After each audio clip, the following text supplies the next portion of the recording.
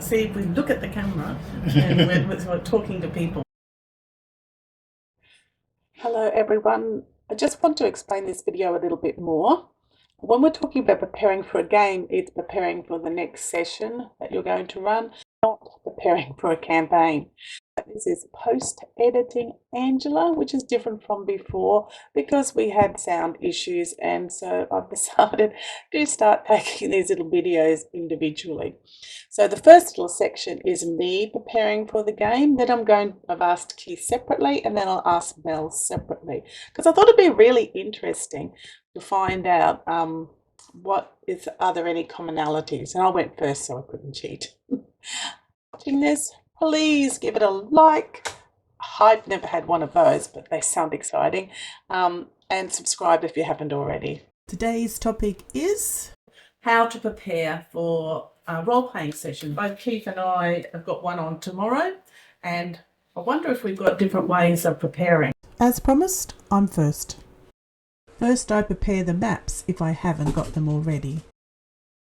What I've been doing, well, first of all, is that Mal has been preparing the maps for me. This is my handsome husband.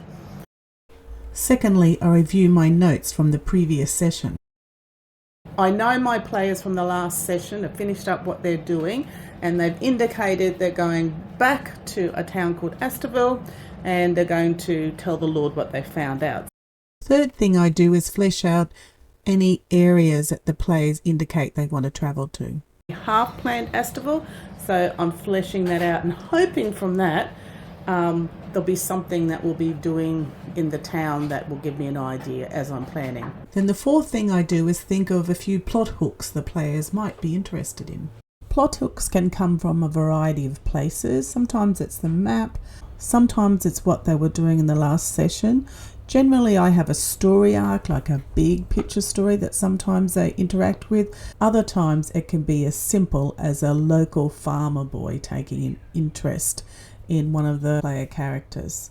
An example of plot hooks, which are very simple for my game this time, is that they're all travelling players and minstrels. So I gave them an opportunity to perform and develop their own play, which they seem to really enjoy. What about you, Keith? Where do you start? The first thing Keith does is review his notes. Well, first of all, I think it's important that when you end your last session, you make sure, I keep a notebook with me, and you make little notes and things that are happened in that session. They're going to have some continuing play to go into the next session. People they've met, etc., is another important thing. And anything you've told them that's supposed to be coming up that wasn't resolved in that session. The second thing Keith does is review the adventure and story arc. So, yeah, note-taking is first, and then from the first thing when I'm about to prepare for tomorrow, I'll go through that notes just to have a look and things like that. And then I'll look at, I have a planned adventure where I think they're going to go. But we all know that our players, we don't like to heavily direct them, and they may want to go their own ways. The third thing Keith does is map the area. Along the adventure path and where I believe they're going, I've kind of I'll have on a map little towns or geographical features, and I'll use that basically to do a few lines about that will spark my interest if the players start going there.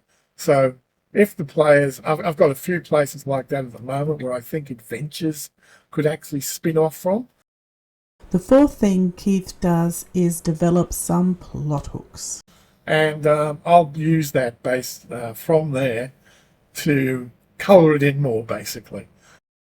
So I'll go through the players as well. I have their player character sheets just to make sure that I know exactly, who they are, what they're doing again, because a lot of the times their character sheets are sitting in front of them, you don't see them.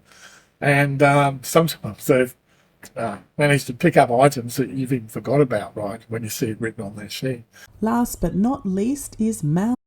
Mal really likes to have a detailed map. He likes his maps to make sense and be based on real places. Now, you're really into maps. Do you really look at your maps, or have you already done your maps? Oh, well, usually I've already done the maps, and I've then only got to do maps that are like if they've done something I haven't expected or whatever. But usually if I'm running a game, I have all the maps already all done, and 95% of the time they stick to where I've already mapped. So if they were going to like an inn or something you haven't mapped, what do you do then? Do you design it from scratch? No, I've got ones in stock. I From- just grab. From online, you've been searching and just have. Oh no, I've designed ones. Okay. And I just have things, and there's sort of like stock standard ones that I grab. I work out what the players are intending to do, develop my plans to... Sort of in comparison to their plans. Yes. You mesh the two plans together. Yes. The players' plans and your own plans. So do you take notes? Because Keith and I take notes of the session.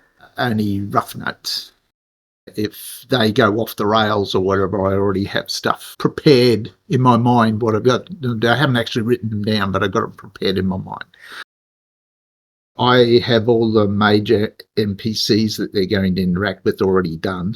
Okay. And then I have like stock standard ones handy. Just in case they meet a new person. That's a good idea. Groups will have this like set pattern. I find they do a set thing. They'll go to the inn, they'll go to the healer, they'll go to, they have a set thing. So you work out what they're going to do, and then you have all those pre-prepared for multiple situations. Timeline. Okay, you do a timeline about, Yeah. Actually, I do that too. So I pre-prepare weather and stuff like that. I sort of plan a timeline sort of for the day or the days that they're going to be there and what events might be happening. When people were playing in Darrymore, I did tide times. Okay. So when the tide was going to be each part of the day, and if they went down to the shoreline, whether the tide was out or the tide was in, or that sort of stuff. I had all that pre-planned. Darrymore is about equal to where New York City is, like in the world. Yep. So I just took historical New York weather and put that in Darrymore. Okay. It's really great to have you along. So if you can, give us a like, subscribe, and hype, whatever that is.